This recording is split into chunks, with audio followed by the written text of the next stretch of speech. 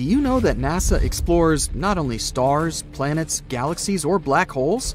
Hard to believe, but yes. The agency also works on discoveries here on our home planet Earth. So what has NASA recently discovered? Is there life under the ice? While they were analyzing data recently, they discovered something unbelievable hiding under Antarctica's ice.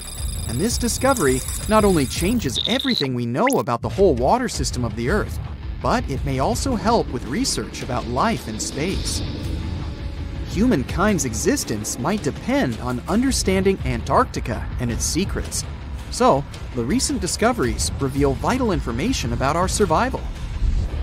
But before we continue, let's see how much you know about this place, where it's only ice as far as your eyes can see. Antarctica is one of the world's 7 continents in the southern hemisphere. It's the 5th largest continent in terms of total area, and that means it's almost twice the size of Australia. Want to see real meteorites? Go to Antarctica. Due to its dry climate, Antarctica is one of the best places to observe space. But what's even greater is that you can find meteorites on the white surface of the continent. Scientists have already plucked about 45,000 meteorites from the ice, and they think they can see another 300,000. Since there aren't many terrestrial rocks there, it's easy for them to spot them, thanks to their dark color. Antarctica's dry desert environment also helps preserve them, even the ones that fell to Earth more than 1 million years ago. And can you imagine any volcanic activity in Antarctica? It's hard. But this place is where fire meets the ice. West Antarctica is where most volcanic activity occurs. Scientists recently found that 138 volcanoes exist in West Antarctica alone. Wow! You would think that Antarctica is always cold, but no. Its coastal regions can get as warm as 50 degrees Fahrenheit. But have you ever wondered what Antarctica would look like if there were no ice? It may seem unimaginable now, but it was not always covered by ice. That was 34 million years ago, though, so nobody could tell how the continent's surface would be without the ice. But NASA changed that. They generated computer simulations and created the most accurate map of it as of today. What they saw was incredible. The continent was not flat at all like it seemed. It's pretty bumpy with valleys, rolling plains, and high mountains. But this was nothing next to what they had discovered under Antarctica's ice. So, what is it? Drum roll, please. NASA found 2 new subglacial lakes. And what's even cooler about it is that they spotted these lakes from space. How is that? If your answer is high-tech satellites, then you're right. In 2003, NASA launched a satellite called IceSat. It measured ice sheet mass balance and cloud and aerosol heights. The satellite also helped create the ice-free map of Antarctica. In 2010, the European Space Agency launched the second satellite, CryoSat-2. It was for tracking the changes in the thickness of the ice. Then, in 2018, NASA launched the third one, IceSat-2, a follow-on to the IceSat spacecraft. It measured ice sheet elevation and sea ice thickness. It was NASA's most advanced Earth-observing laser instrument.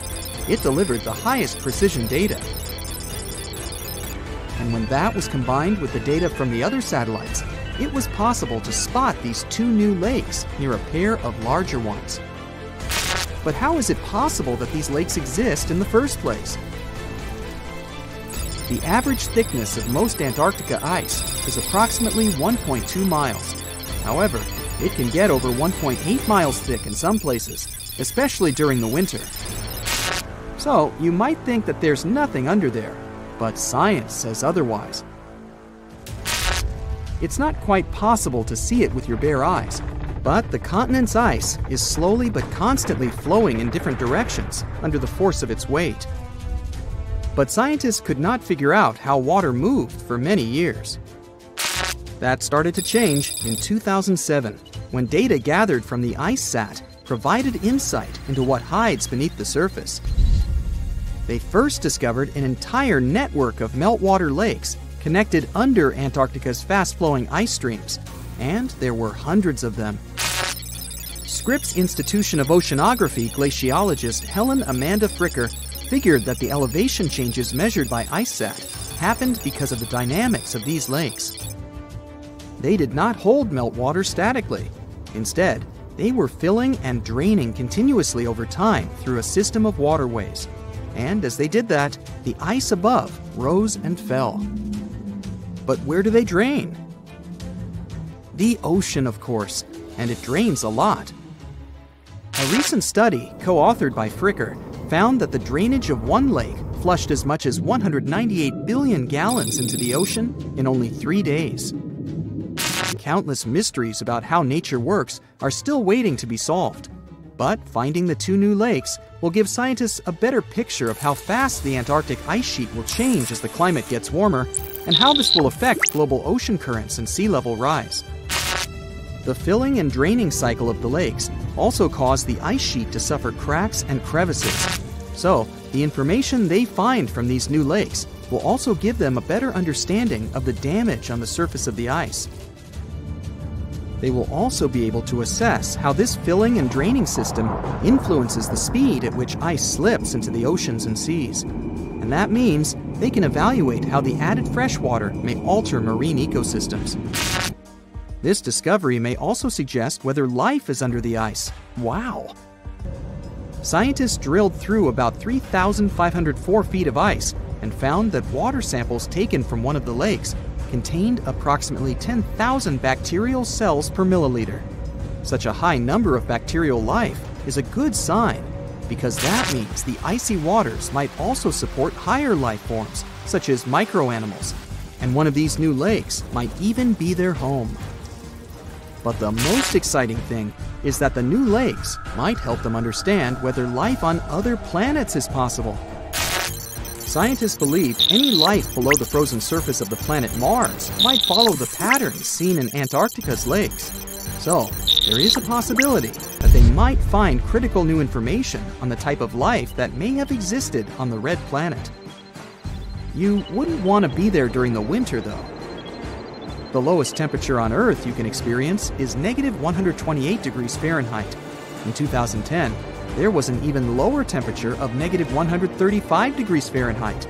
And you may feel this cold much worse due to the strong and dry winds. Did you know that the size of the ice surface on Antarctica also changes throughout the year?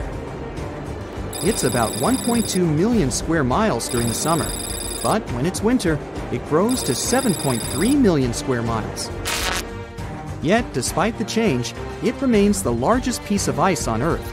Sorry, Arctic, you lose. Do you know these cute little penguins? Consider these animals the locals, because there is no native population in Antarctica. It's a no man's land, because no single country owns it. But do you know who really owns it? 5 different species of penguins, seals, and killer whales. Ha ha. Despite the continent's harsh conditions, you can visit it as a tourist for fishing and research purposes. Around 5,000 people reside on the continent during summer at research stations. But when winter comes, the number naturally drops down to 1,000. Antarctica's ice blanket makes up 70% of the world's freshwater reserves. Imagine what would happen if it melted. The global sea levels would be raised by almost 200. Meteorites rain down on Earth every single year. Almost 63% of the 69,268 meteorites scientists have officially recorded in the Meteoritical Bulletin database have been picked up from a polar desert. From where? Antarctica.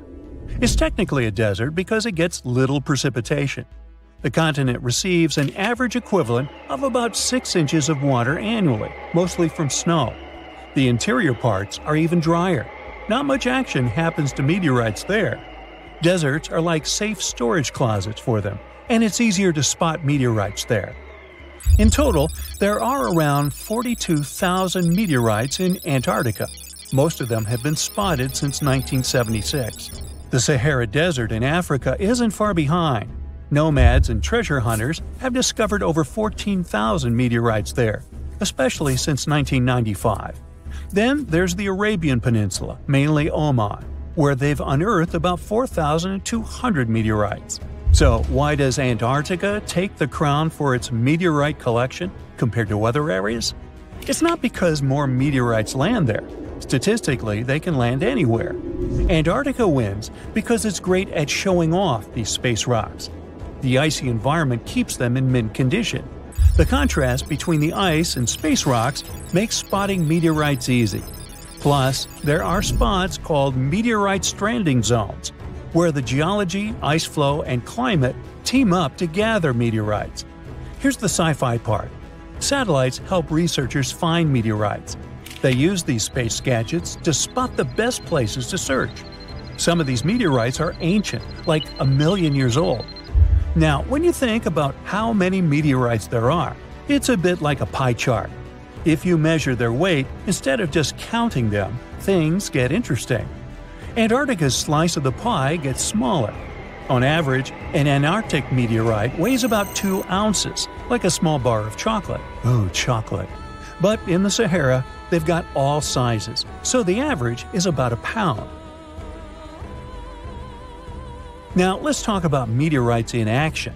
Only a tiny bit, maybe just 1.8% of all meteorites found have been seen falling. These are called falls. Clever name. Meteorite detectives, or meteoriticists, get all excited when they see that. The other 98% are finds. Someone stumbled upon them without seeing the meteorite take its cosmic leap.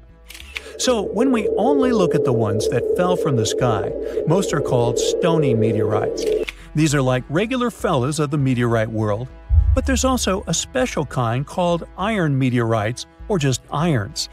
There are also super rare meteorites, called mesositerites, and pelocities, that are like a mix of metal and regular rock stuff.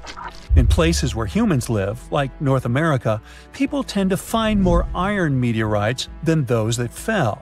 That's because iron ones are usually bigger and more eye-catching. Farmers found some of these while they were working in their fields. Oh, surprise! A bunch of gigantic iron meteorites from places like China, Namibia, and the US make the chart slices huge. Now, check out this adventure. A group of scientists braving the crazy cold of Antarctica's icy desert to uncover some fresh meteorites found what they had been looking for. In fact, one of the meteorites weighed almost 17 pounds. The ones like that are pretty huge. Do they have an impact on Earth? Science says yes, they do. Meteorite impacts are more common than you think. About 17 meteorites smack Earth's surface every single day. Since most of the planet is covered with water, there are loads of places without people around. That's why these hits often go unnoticed. Most meteorites are just small bits zipping through our atmosphere anyway.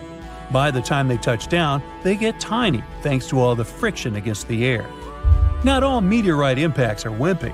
Some supersized ones have rocked our world. Remember when dinosaurs said bye-bye?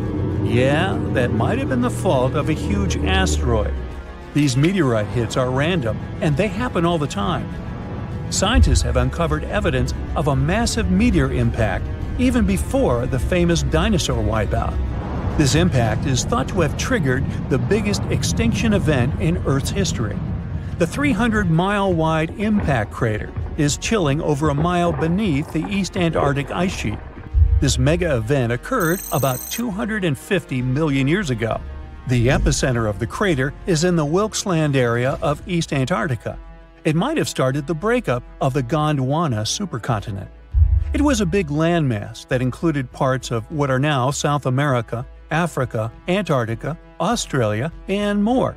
So, the Gondwana supercontinent started to chip off by creating a tectonic rift that pushed Australia northward. This Wilkes Land impact surpasses the one that led to the dinosaurs' extinction in terms of scale and could have caused catastrophic consequences at the time. The Hoba meteorite is a huge chunk of space stuff chilling on Earth. It crash-landed about 80,000 years ago in Namibia. The thing is a heavyweight, like twice the size of the next biggest meteorite ever found. Interestingly, it also has a weird flat shape. Nobody's moved it since it fell, so we really don't know how deep it's hidden. but experts think it skidded along ground like a stone skipping on a lake because it landed at an angle. That's why it didn't leave a big crater when it hit the ground. And it was discovered by chance. A farmer found the world's biggest single meteorite. He was plowing his field with an ox and a regular plow. Suddenly, he heard a scraping noise. It was the metal plow meeting the iron meteorite.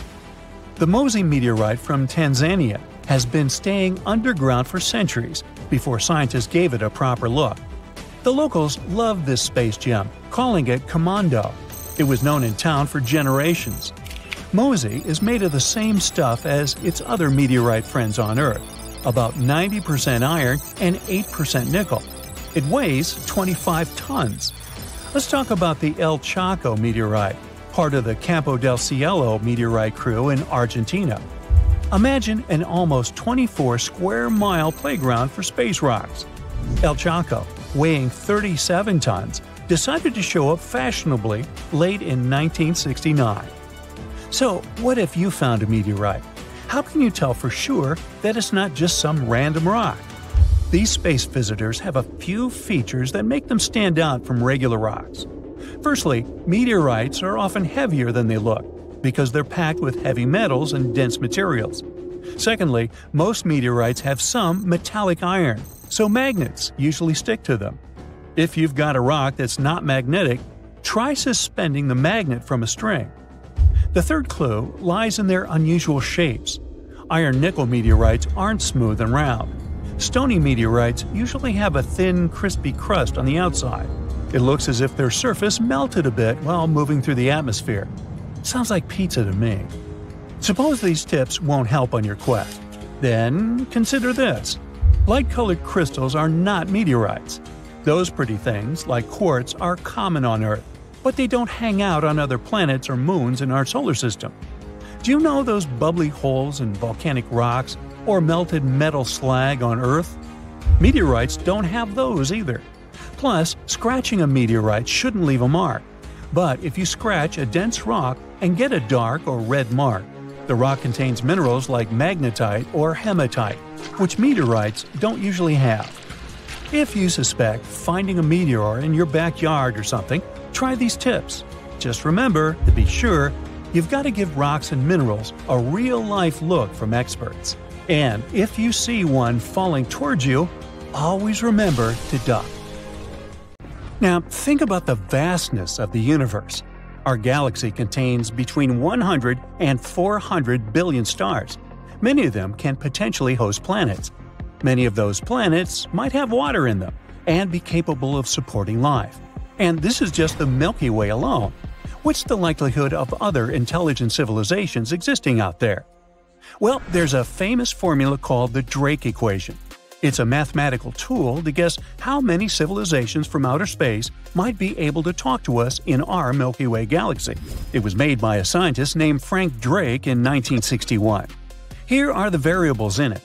N is the number of civilizations we could potentially talk to in our galaxy. R star is how fast new stars are born in our galaxy. F sub p is the fraction of stars with planets around them.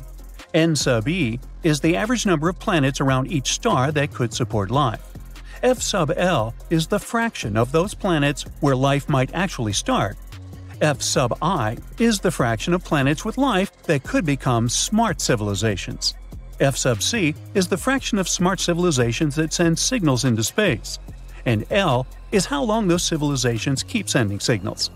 Of course, we won't get an exact number like this.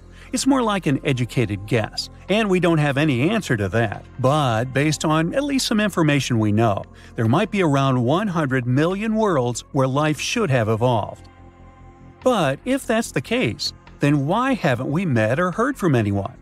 This is called the Fermi paradox. It's named after the famous physicist Enrico Fermi. He asked a simple but very important question: where is everybody? Our universe should be filled with chatty extraterrestrial beings, advanced civilizations, and spaceships zipping around. Yet, when we look up at the night sky or listen with our radio telescopes and antennas, it's eerily quiet. All we get is the so-called Great Silence of the universe. Scientists from Oxford University's Future of Humanity Institute are trying to answer this question. And they're not the only ones. A group called METI, for Messaging Extraterrestrial Intelligence, organized a workshop in Paris in 2019 to explore this mystery.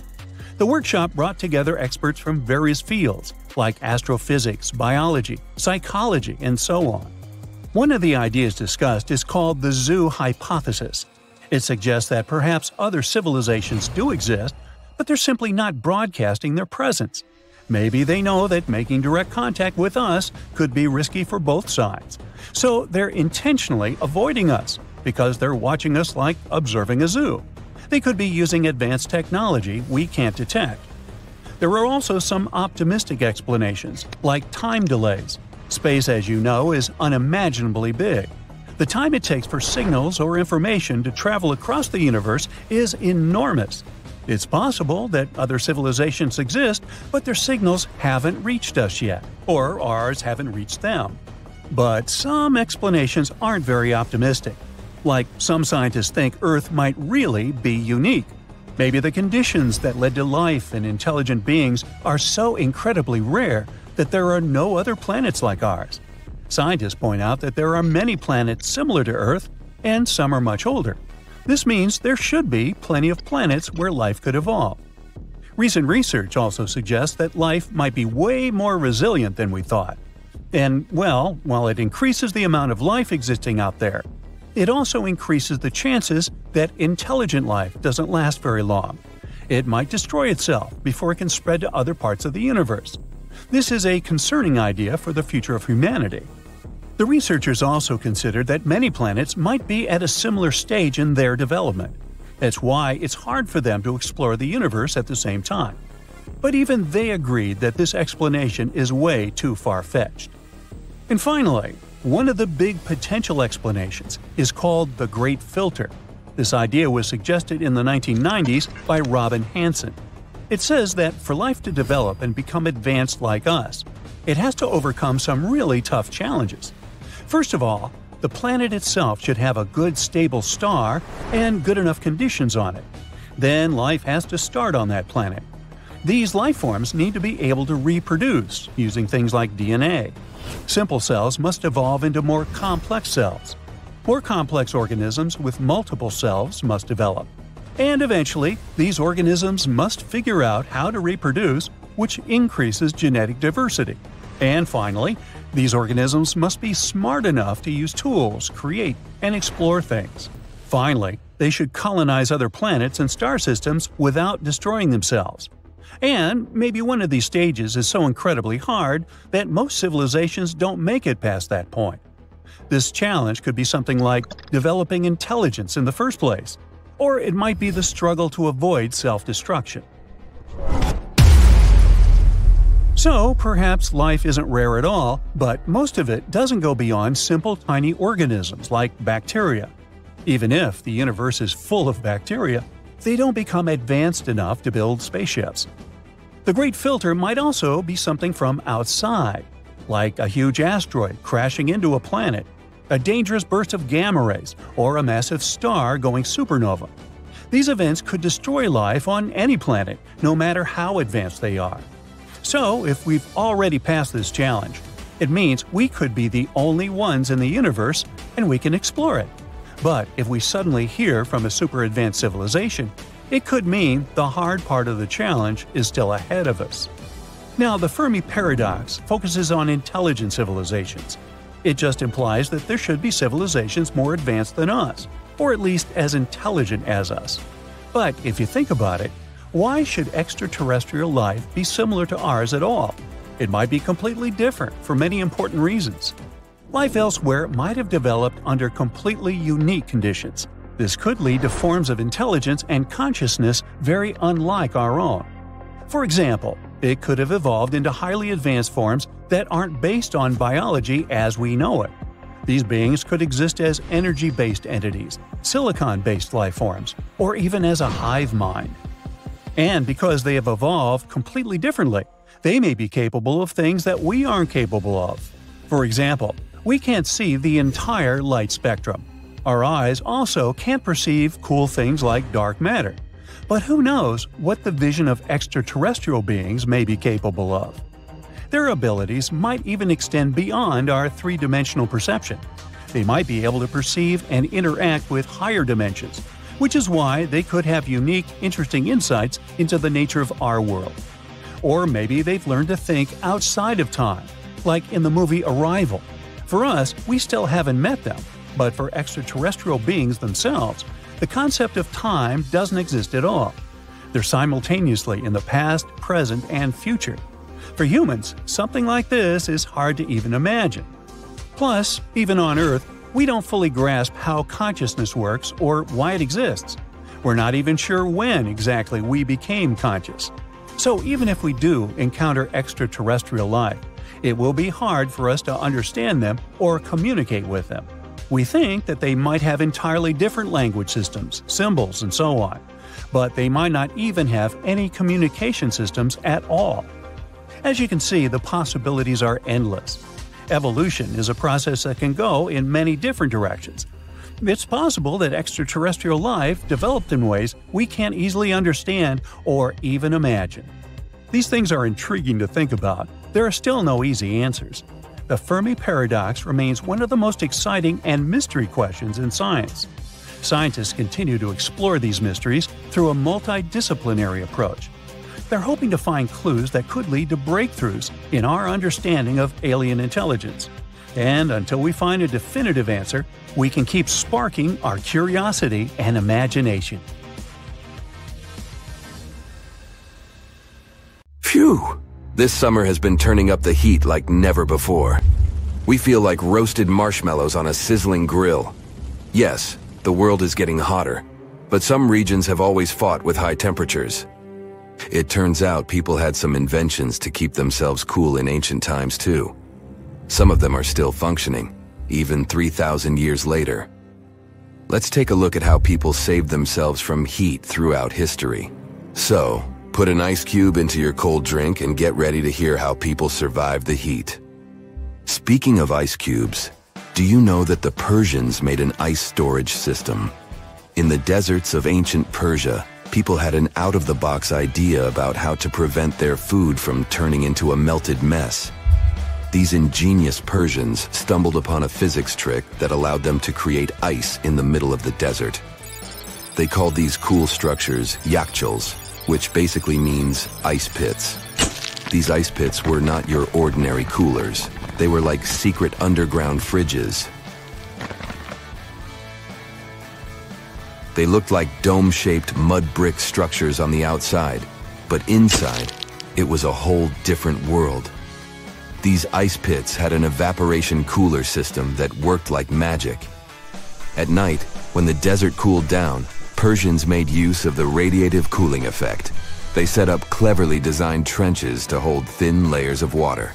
The water froze, defying the desert heat. Then there were underground square storage areas. The Persians collected the melting ice water from these cool trenches, and during the night, they froze it again, making the most of the desert's natural chill. To add to the cooling effect, they built a wall to shade the storage areas from the hot midday sun.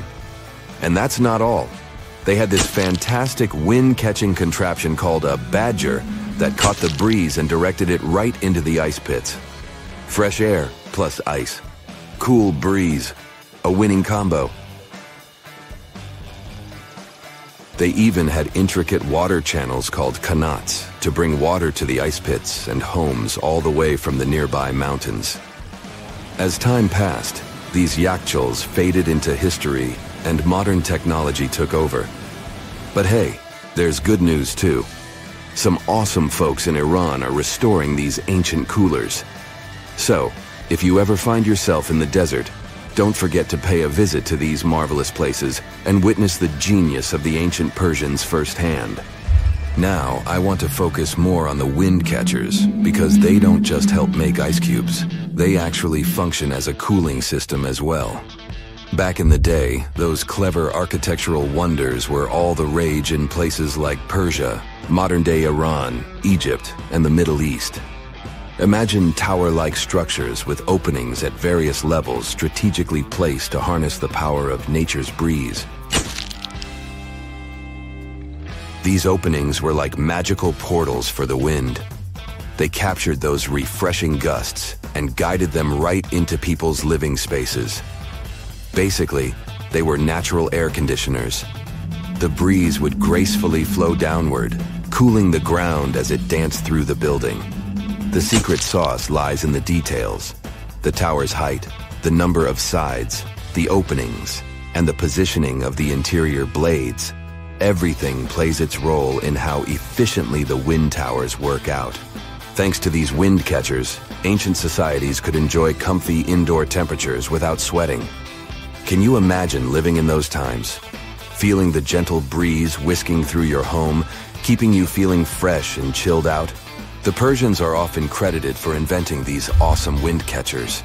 But hey, don't forget about Egypt. There, you can find traces of similar structures dating all the way back to 1300 BCE.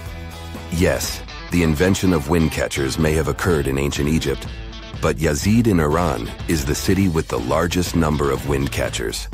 People wouldn't have been able to live there without these ancient ACs, because there was almost no rain in the area throughout the year.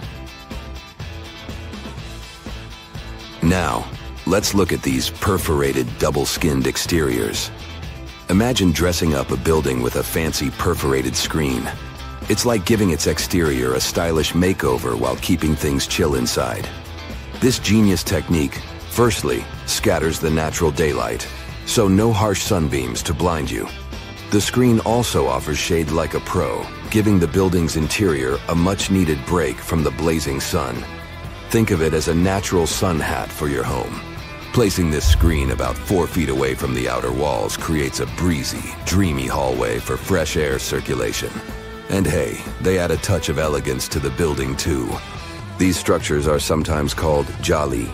Jaipur, India, for example, has an average daytime temperature of about 100 degrees Fahrenheit. So these structures are lifesavers. Jalis come in various forms, crafted from cement, earth, and wood. It's a cultural symbol deeply embedded in Indian architecture.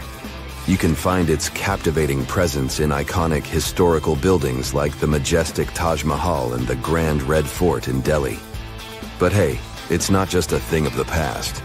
It's still rocking modern architecture scenes, and its charm has sparked creativity in artists and designers worldwide.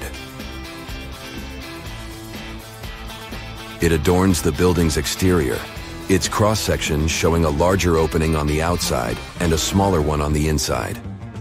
This is where the Venturi effect steps in to show off its physics prowess. As the air flows through the narrowing passage, it picks up speed, creating a difference in pressure between the inside and outside of the building. Air blowing at a higher speed gets compressed, and when released, it cools down. Mashrabia is a wooden lattice or screen used in the Middle East and North Africa. These decorative wonders are like window blinds, but they do more than just look pretty. They're smart too. They give privacy, shading you from the sun, and let fresh air and light in. Some people also add clay pots filled with water, sand, or damp straw to their designs. As hot air breezes through the holes, it also passes through the pot's porous surface. The moisture inside evaporates, cooling the air. This is a perfect low-cost technique for hot and dry climates. It's eco-friendly, and there's no need for electricity. Now, let's fast forward to today. Designers are getting creative, mixing traditional wisdom with modern tech. At the Al Bahar Towers in Abu Dhabi, they've got it too. Picture over 2,000 hexagonal panels that dance with the sun's movement, providing shade to the building's interior. Water evaporation was another secret weapon for ancient people. Simple, yet super effective. Plus, ancient Egyptians hung wet mats and curtains in doorways. When the air passed through them, it cooled down, providing a relief from the scorching sun. Ancient architects were the masters of maximizing airflow. They knew how to cross-ventilate and let hot air escape while inviting cooler air to the party. Speaking of ancient Rome, bathhouses were the place to be back then. It was like a community hub. People gathered to chat about politics, play sports, and, of course, take a relaxing dip. The frigidarium was the cool spot in Roman baths. After a steamy soak in the caldarium, Romans dashed to this giant pool to chill out. Then in some places, like Cappadocia in Turkey, people went underground to hide from the heat. They carved cozy dwellings in volcanic rock, harnessing the Earth's natural cooling powers. So the lesson here is simple. Architects and designers can create wonders by combining local traditions with smart tech. California's Death Valley boasts the highest officially registered temperature to date, with 134 degrees Fahrenheit in 1913.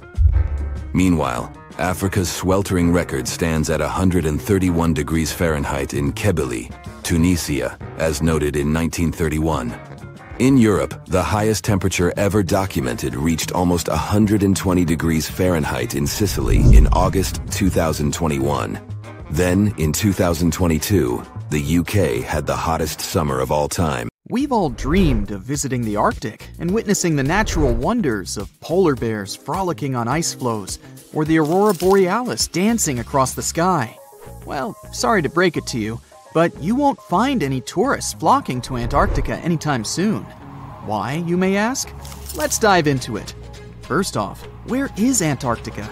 It's located in the southern hemisphere, specifically at the South Pole. The Southern Ocean surrounds it, and most of the continent is covered by ice, making it one of the most remote and frigid places on Earth. Now, have you ever met someone who's visited Antarctica? Probably not. It's one of the least visited places on the planet, and only a handful of lucky explorers have seen its interior, which is mostly made up of glaciers and ice fields. But trust me when I say the wildlife and scenery are out of this world. Why shouldn't you travel to Antarctica? Well, for starters, the environment is incredibly fragile and can be easily damaged. Plus, there are no native human populations on the continent, so your travels would essentially be like visiting an uninhabited island. And let's not forget that it's also one of the most expensive destinations to travel to. Despite all that, Antarctica is not exactly guarded like a fortress, but there is an international agreement called the Antarctic Treaty. This treaty was negotiated to prevent any unwanted activity on the continent and bans some forms of testing done there by member states. But the primary reason we can't just waltz into Antarctica is that it has a delicate ecosystem that needs protection. The treaty states that Antarctica should be used for peaceful purposes only and should be free from any human activity that could harm the environment. Scientists are still learning about the continent's unique ecosystem, and our activity and machines could disrupt the delicate balance that exists there. If you're still itching to go to Antarctica, getting permission isn't exactly a walk in the park. U.S. citizens, for example, need to complete a special form and send it to the Office of Ocean and Polar Affairs. And once you're there, you'll need to follow some strict guidelines to protect the environment, like not disturbing any wildlife or taking souvenirs like rocks, plants, or animals. Now, technically, can you live in Antarctica? While there are no laws banning people from living there permanently, it's a very inhospitable environment and unsuitable for human habitation. Temperatures can reach -76 degrees Fahrenheit and below, making it nearly impossible for anyone to survive without the proper equipment and experience. Plus, the nearest piece of land is over 1,000 miles away, making any inhabitants completely cut off from the rest of the world. Who knows? Maybe one day we'll get the chance to visit this unique and fascinating continent. But until then, let's admire it from afar. Let's now talk a bit about the discovery of Antarctica. Unlike other places that were already inhabited, Antarctica never had a native human population. Ancient Greek philosophers had an idea about the continent and called it Antarctos, meaning opposite the bear. The bears it refers to are not the polar ones though, but rather the Great and Little Bear constellations, which are only observable in the northern hemisphere. As a result, the term signifies the opposite of the land of the bear. Whaling and sealing voyages in the late 1700s and early 1800s would venture further south when rounding Cape Horn at the tip of South America. It was known that going further south often meant stronger winds, but also the risk of hitting floating ice of all sizes and of winds and seas that could prove dangerous to the ship and crew. Captain James Cook was the first to cross the Antarctic Circle on January 17, 1773, in the Ross Sea region. He reached a point further north a year later, and though he didn't sight land, he came to within 50 miles and saw deposits of rock held in icebergs, indicating that a more southerly land existed. The first sighting of Antarctica is widely acknowledged to have taken place in January of 1820, during the voyage of two ships under the command of Captain Fabian Gottlieb von Bellingshausen, as part of a 2-year exploratory expedition around the world to discover new lands. The captain's ships were the first to have crossed the Antarctic Circle since Cook. The first undisputed landing on Antarctica didn't happen until much later, on January 24, 1895, at Cape Adare during the whaling voyage of the ship Antarctic, led by Henrik Bull.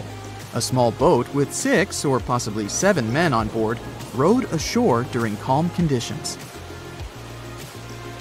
You might not believe it, but Antarctica is actually a desert. With all that ice, you'd think it'd be like a winter wonderland with snowball fights and hot cocoa all day long. When we think of deserts, we picture camels and cacti and people struggling to find water. But in Antarctica, it's a whole different story. The struggle isn't to find water, it's to find anything that's not covered in ice. And the average rainfall has been just over 0.4 inches in the past 30 years. That's like a few drops of rain compared to what we're used to. So technically, it's not the dunes or sizzling heat that makes a desert, well, a desert. It's the lack of precipitation. But don't worry, if you ever find yourself lost in Antarctica, you won't have to worry about getting thirsty. Just make sure you bring a jacket and some mittens, because it's cold enough to make you into a popsicle. Not only is Antarctica one of the driest places on Earth, but it's also the coldest, the windiest, and the highest. Talk about overachieving. The penguins and scientists down in Antarctica have at times found themselves in a bit of a pickle when it comes to time. You see, unlike the rest of us on this big blue planet, there is no Antarctica time zone. All the lines of longitude meet at a single point at the South Pole, making it a bit of a head-scratcher when trying to figure out what time it is. Now, you might be thinking, but how do the scientists and researchers keep track of time down there? Good question. They typically stick to the time zone of the country they departed from. However, with stations from all over the world on the Antarctic Peninsula, things can get a little wacky. Imagine trying to coordinate with your neighboring countries without accidentally waking them up in the middle of the night.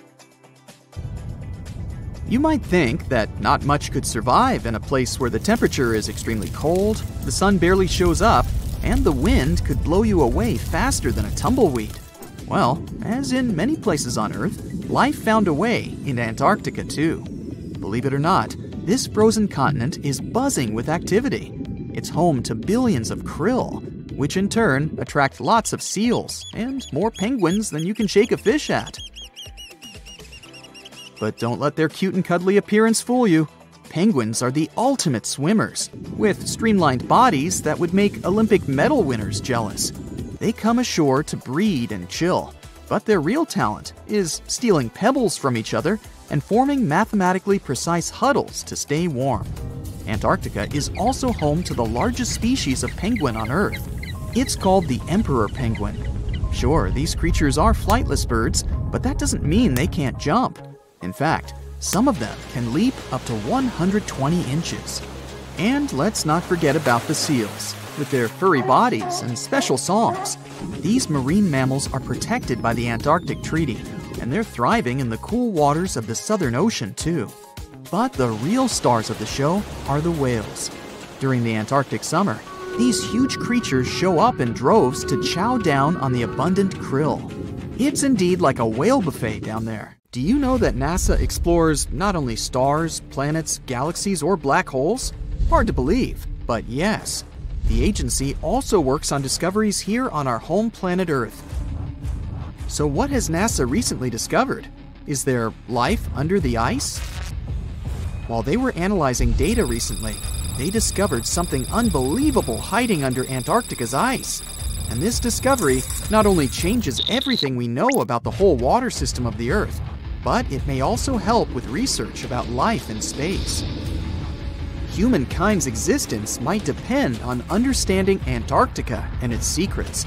So, the recent discoveries reveal vital information about our survival. But before we continue, let's see how much you know about this place, where it's only ice as far as your eyes can see. Antarctica is one of the world's 7 continents in the southern hemisphere. It's the 5th largest continent in terms of total area, and that means it's almost twice the size of Australia. Want to see real meteorites? Go to Antarctica. Due to its dry climate, Antarctica is one of the best places to observe space. But what's even greater is that you can find meteorites on the white surface of the continent. Scientists have already plucked about 45,000 meteorites from the ice, and they think they can see another 300,000. Since there aren't many terrestrial rocks there, it's easy for them to spot them thanks to their dark color. Antarctica's dry desert environment also helps preserve them, even the ones that fell to Earth more than 1 million years ago. And can you imagine any volcanic activity in Antarctica? It's hard. But this place is where fire meets the ice. West Antarctica is where most volcanic activity occurs. Scientists recently found that 138 volcanoes exist in West Antarctica alone. Wow! You would think that Antarctica is always cold, but no. Its coastal regions can get as warm as 50 degrees Fahrenheit. But have you ever wondered what Antarctica would look like if there were no ice?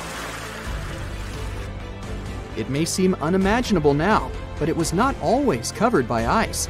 That was 34 million years ago, though, so nobody could tell how the continent's surface would be without the ice. But NASA changed that. They generated computer simulations and created the most accurate map of it as of today. What they saw was incredible. The continent was not flat at all like it seemed. It's pretty bumpy with valleys, rolling plains, and high mountains. But this was nothing next to what they had discovered under Antarctica's ice. So, what is it? Drum roll, please. NASA found 2 new subglacial lakes. And what's even cooler about it is that they spotted these lakes from space. How is that? If your answer is high-tech satellites, then you're right. In 2003, NASA launched a satellite called IceSat. It measured ice sheet mass balance and cloud and aerosol heights. The satellite also helped create the ice-free map of Antarctica. In 2010, the European Space Agency launched the second satellite, Cryosat-2. It was for tracking the changes in the thickness of the ice. Then, in 2018, NASA launched the third one, IceSat-2, a follow-on to the IceSat spacecraft. It measured ice sheet elevation and sea ice thickness. It was NASA's most advanced Earth-observing laser instrument. It delivered the highest precision data.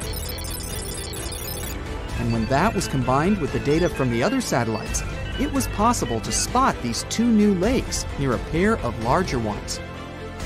But how is it possible that these lakes exist in the first place? The average thickness of most Antarctica ice is approximately 1.2 miles. However, it can get over 1.8 miles thick in some places, especially during the winter. So, you might think that there's nothing under there, but science says otherwise. It's not quite possible to see it with your bare eyes, but the continent's ice is slowly but constantly flowing in different directions under the force of its weight. But scientists could not figure out how water moved for many years. That started to change in 2007, when data gathered from the IceSat provided insight into what hides beneath the surface. They first discovered an entire network of meltwater lakes connected under Antarctica's fast-flowing ice streams, and there were hundreds of them. Scripps Institution of Oceanography glaciologist Helen Amanda Fricker figured that the elevation changes measured by IceSat happened because of the dynamics of these lakes. They did not hold meltwater statically. Instead, they were filling and draining continuously over time through a system of waterways. And as they did that, the ice above rose and fell. But where do they drain? The ocean, of course, and it drains a lot. A recent study, co-authored by Fricker, found that the drainage of one lake flushed as much as 198 billion gallons into the ocean in only 3 days. Countless mysteries about how nature works are still waiting to be solved. But finding the 2 new lakes will give scientists a better picture of how fast the Antarctic ice sheet will change as the climate gets warmer, and how this will affect global ocean currents and sea level rise. The filling and draining cycle of the lakes also caused the ice sheet to suffer cracks and crevices. So, the information they find from these new lakes will also give them a better understanding of the damage on the surface of the ice.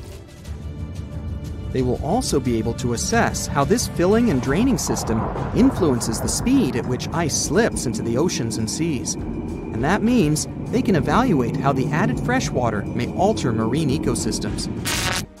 This discovery may also suggest whether life is under the ice. Wow! Scientists drilled through about 3,504 feet of ice and found that water samples taken from one of the lakes contained approximately 10,000 bacterial cells per milliliter. Such a high number of bacterial life is a good sign, because that means the icy waters might also support higher life forms, such as microanimals, and one of these new lakes might even be their home. But the most exciting thing is that the new lakes might help them understand whether life on other planets is possible. Scientists believe any life below the frozen surface of the planet Mars might follow the patterns seen in Antarctica's lakes. So, there is a possibility that they might find critical new information on the type of life that may have existed on the red planet. You wouldn't want to be there during the winter, though. The lowest temperature on Earth you can experience is negative 128 degrees Fahrenheit. In 2010, there was an even lower temperature of negative 135 degrees Fahrenheit. And you may feel this cold much worse due to the strong and dry winds. Did you know that the size of the ice surface on Antarctica also changes throughout the year? It's about 1.2 million square miles during the summer, but when it's winter, it grows to 7.3 million square miles. Yet, despite the change, it remains the largest piece of ice on Earth. Sorry, Arctic, you lose. Do you know these cute little penguins? Consider these animals the locals, because there is no native population in Antarctica.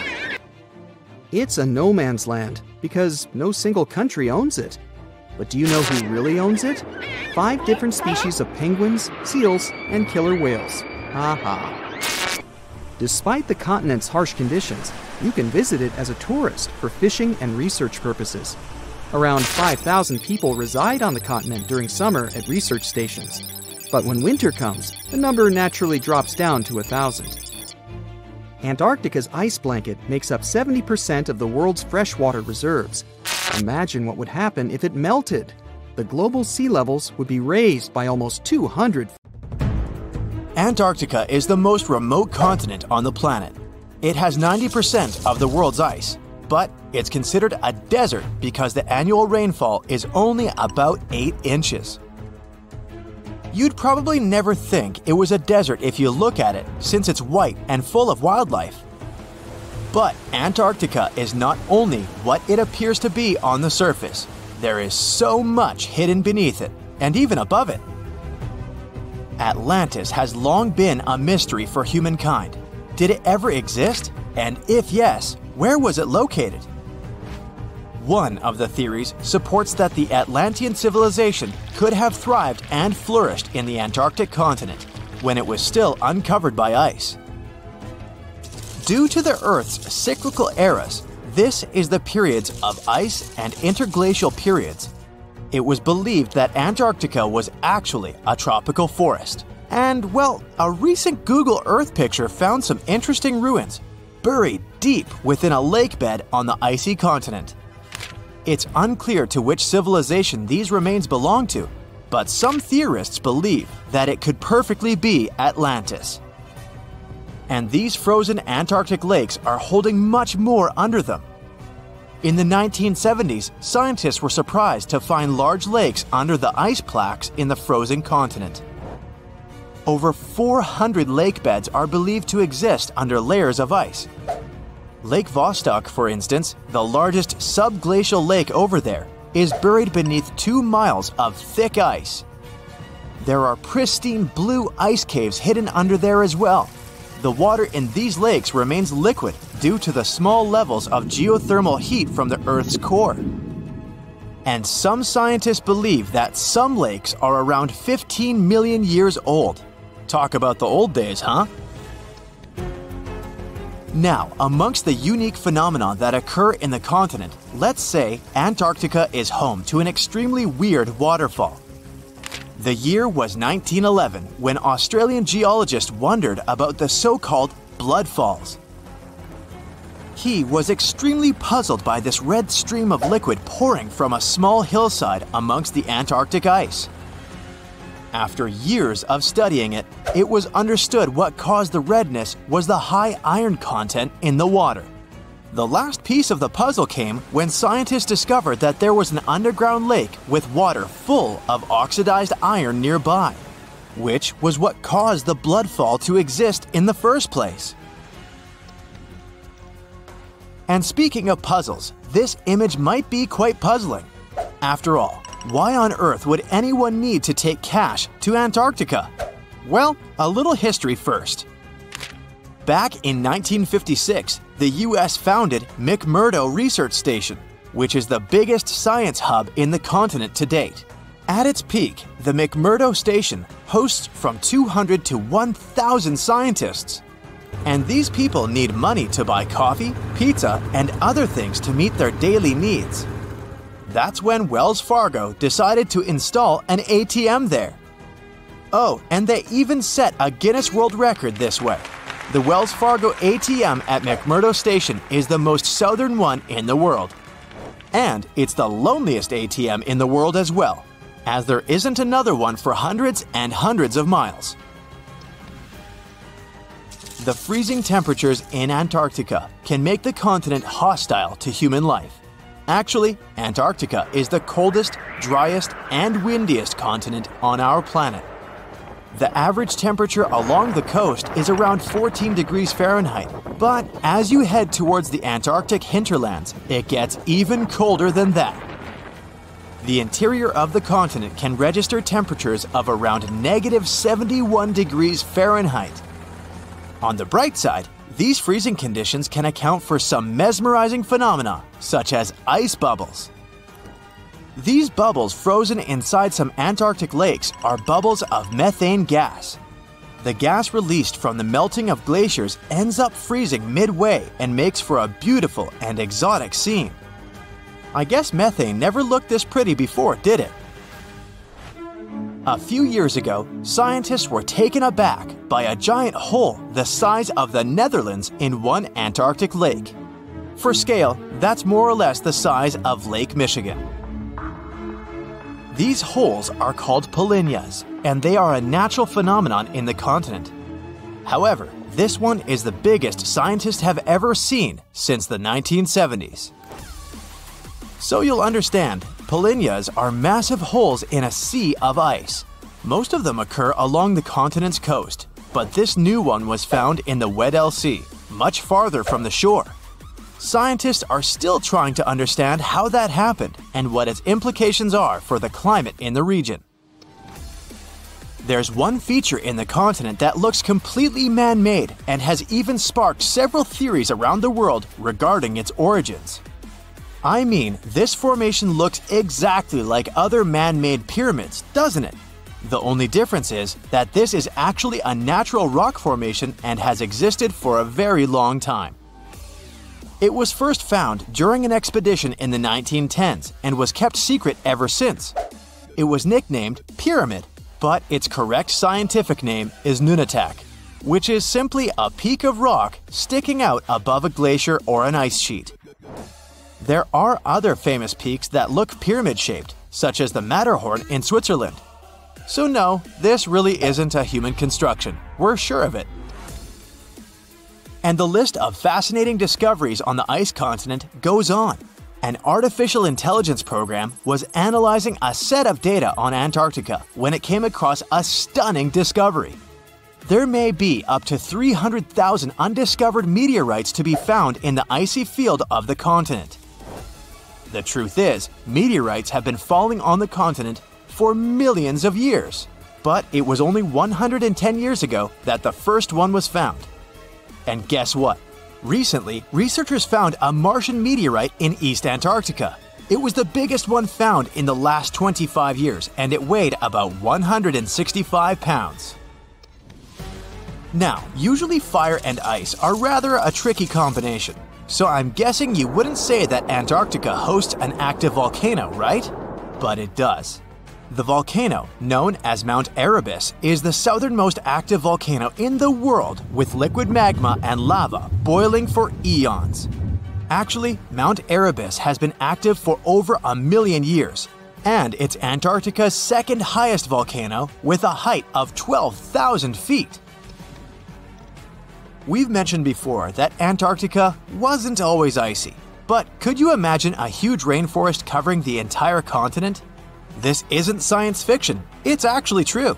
Leaf impressions and fossilized wood clearly show signs of tropical trees in the region. Fossil research has also revealed something magnificent. Antarctica is home to the oldest worm in the world. According to National Geographic, sperm fossils found in Antarctica reveal a long-extinct species of worm that is around 50 million years old. Scientists claim that this discovery is beyond important to studying some evolutionary relationships and say that this was only possible due to the freezing of such samples for thousands of years. Antarctica is a continent rich in biodiversity.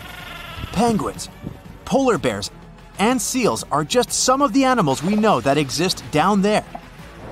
But there is also a rare and fascinating species of fish that inhabits Antarctic waters. Popularly known as the see-through fish, this species is as bizarre as it is beautiful.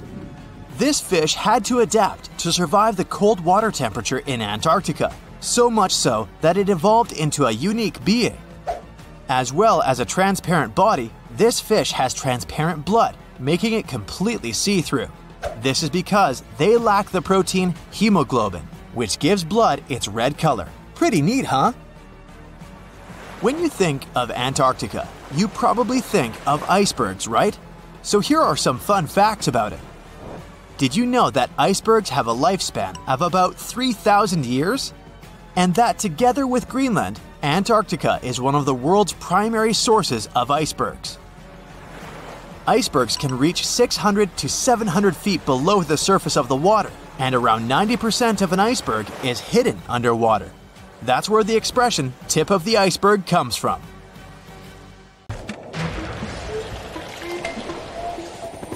There's not much to do in Antarctica except scientific work.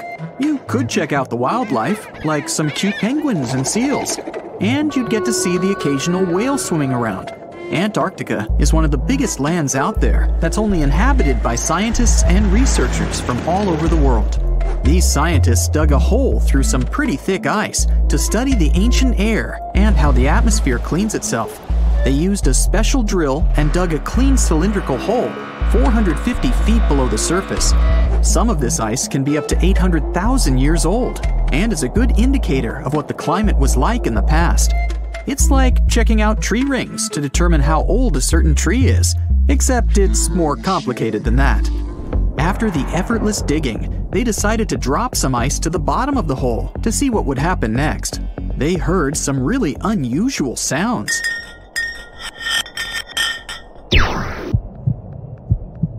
It felt like being on a spaceship traveling through a bunch of obstacles with many rocks smashing into each other. The pitches changed over the quick descent of the block of ice, ranging from high pitch and ending with a low heartbeat-like sound.